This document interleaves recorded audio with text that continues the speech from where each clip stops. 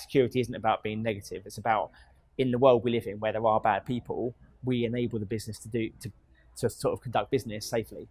And that's the kind of thing, most people who aren't in security companies, if there wasn't bad people, you wouldn't need security, but there are bad people. So we are a feature of, a function you have to have.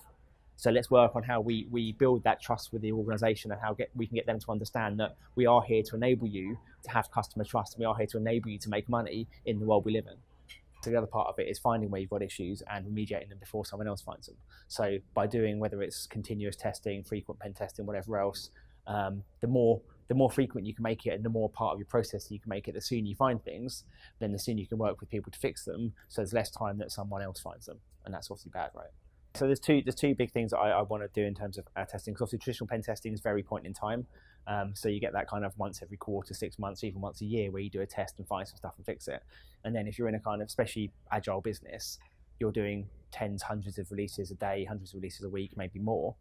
So there's a huge amount of change happens between tests. And often you have a bunch of tools that try and spot things in the pipeline, but they're not perfect. So things get into production. So having a model where you do very frequent or continuous testing effectively gets to the point where you should find these things much more quickly. And it's you need to get I think the big challenge is getting people past the, well, what if you cause business impact? Because fundamentally, especially if you're like an internet company, your stuff's out there. It's on the internet as apps. So the guy in Russia or China or down the road who's trying to get into your systems isn't going to go, oh, I better not test at your busy time. They're going to be testing all of the time. They're going to be looking for holes all of the time. So having that continuous process should be something your business accepts, and you help them understand, not only find things more quickly, but actually test us in the same way as all the bad guys can test us.